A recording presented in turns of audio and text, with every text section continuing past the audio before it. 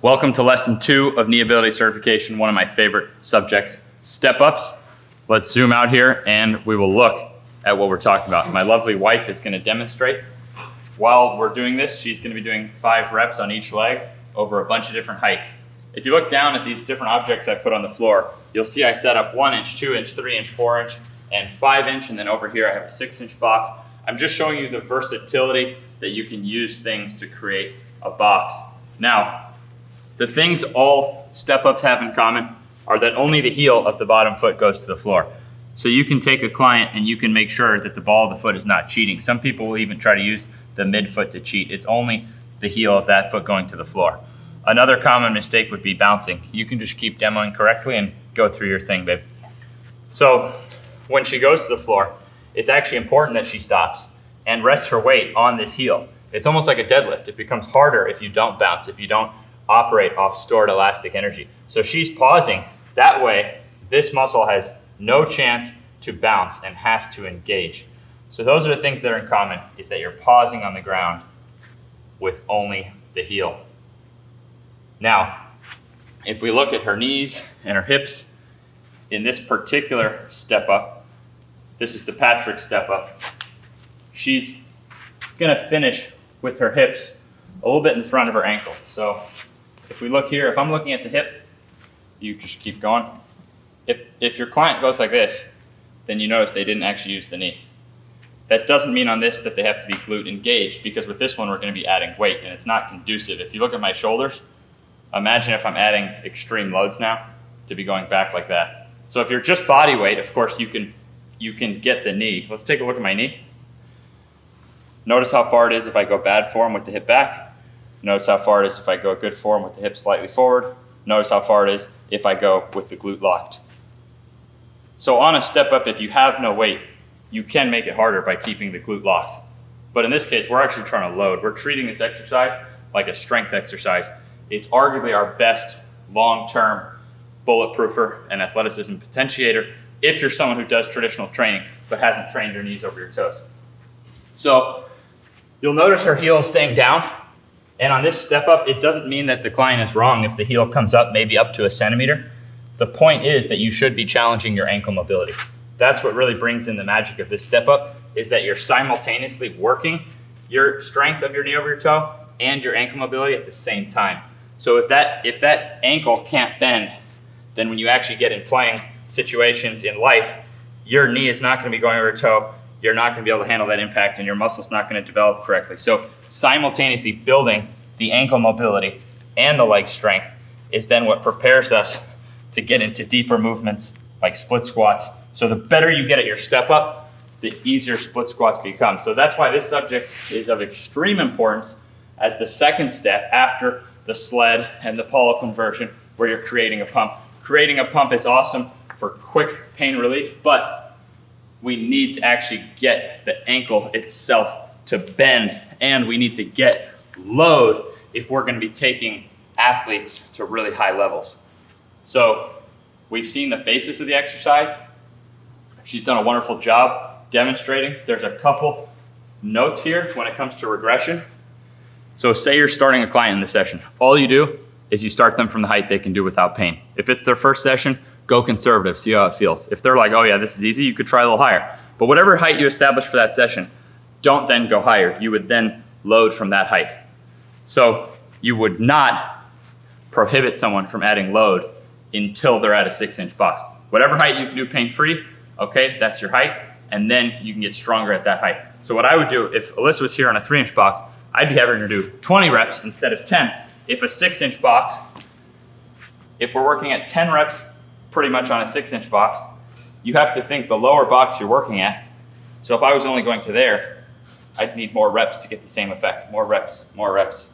You see that? So you can make your own scale based on your athlete, but what I tend to use is a 5 or 6 inch box, 10 reps, 3 to 4 inch box, 15 reps, and then if it's down in the 1 to 2 area, 20 reps. But you could always err on the high side. And as a final thing, a client could even go in a rack next to something and actually use assistance. So give a good grip there. Good. So like when I trained Alicia's mom with this exercise, she was still able to do it. We started in a rack so she could balance. And then someone will have their own win by progressing from assisted on it to then unassisted. For longevity, it's still not clear if you need weight. But for athleticism, right, if you have a client who's trying to protect their knee in intense sport, here's where we get into the weights, right? So I've put my own body weight on my back. This is the first target on the Patrick Step Up. First target on it. And I'm going to tell you why. So for me, my left knee is the one that had all the surgeries. So I always start on that knee. My knees have completely even strength now, but if you only start on your strong leg, your weaker leg may never catch up. You'll notice I have no clamps on the bar, and these are slidey plates. Is that smart? Not necessarily, but I personally do that. Notice the control I'm trying to put in on it. Notice at the top, I'm not resting. It's a big mistake people make when they start getting to heavy weight is they'll go up and they'll rest. And the next big mistake is they'll go down fast. So we want the opposite of that. I'm balancing myself at the top. I'm slowly lowering down. If you actually look at my knee on this, let's go back to the left one, and you imagine where the pain happens in sports, it is the way down that protects you. The way up makes you jump higher. The way down protects you. If we look at the board, Patrick and Peterson Step Up are the ones that I want to load for an athlete to take their performance to the next level. The reason is that underneath these, you have the Poliquin Step Up, which you learned in lesson 1 to create a good pump. But the Poliquin Step Up doesn't require ankle mobility and doesn't even require your own foot strength.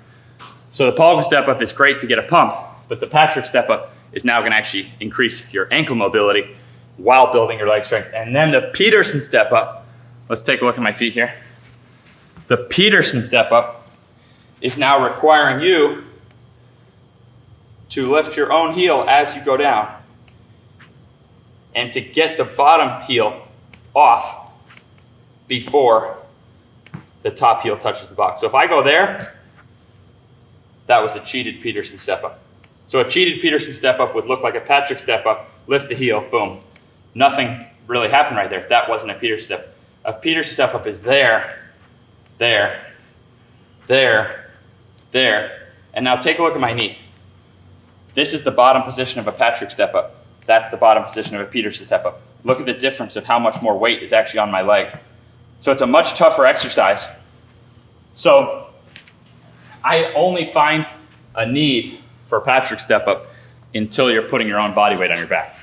At that point, I like to break it up and one day a week work to try to get to even more than body weight on back on Patrick Step Up to keep getting the legs stronger in that motion. And then the other leg session of the week, work the Peterson Step Up. So you'll see how this will challenge me. And for the Peterson Step Up, I don't recommend more than your body weight on your back. And I'll show you why.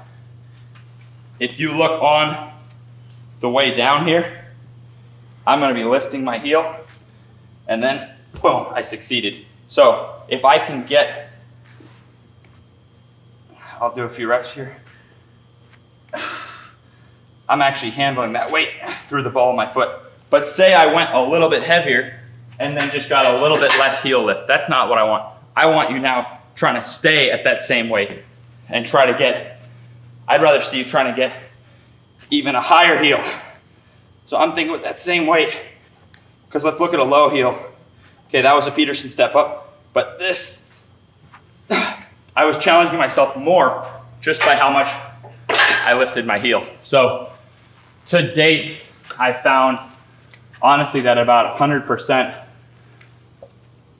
you can get to like really world-class athleticism with 100% body weight on back Peterson Step Up, and same thing at about 150% Patrick Step Up. But it becomes very important once you cross that 100% mark to start working on the Peterson Step Up so that your foot can keep up with your knee. So you could potentially be creating shin splints or Achilles issues in super elite athleticism if you don't bring this in. Now, in all our programs, we do a ton of different ankle work. We do knee over toe style calf raises and tibialis raises, and sled work. So it's not that that's going to happen, but you can get your athlete even more athletic by adding in the Peterson step up, but it's a waste of time until they're really stable and have ankle mobility to begin with. So it's the ankle mobility and the strength that's going to protect you that now makes you ready to use the Peterson step up.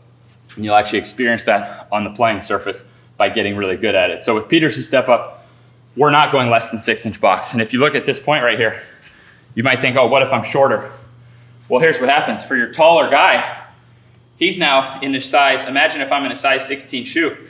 Now my foot's even farther back, so I proportionally have to reach even farther. And now my own shoe is longer, so if I'm in that size 16, now I'm coming up more.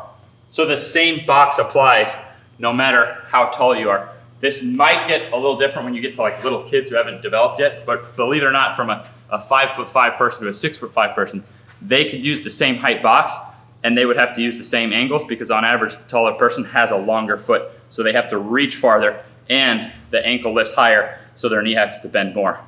So 6-inch box only, because if you can't do that, then you really shouldn't be on this exercise yet.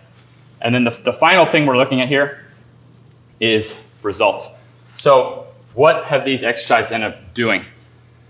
They get, first off, pretty fast pain relief. And what I mean by that is I can put someone on a sled and like from day one, it's like, oh my God, my knee doesn't hurt.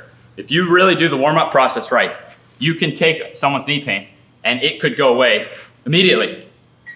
The step up, I don't find it so much to be immediate, but it's more like, this is where you get into more like, holy shit, I'm only 2 weeks in and now my knee doesn't hurt when I play sports. So this is strength training weight room, creating just as if you were trying to increase someone's bench press, but we're doing so for the muscles that protect the knee, so then life becomes easier. So it's pretty fast pain relief. Like you can get people within 1 to 2 weeks a big difference in step-ups.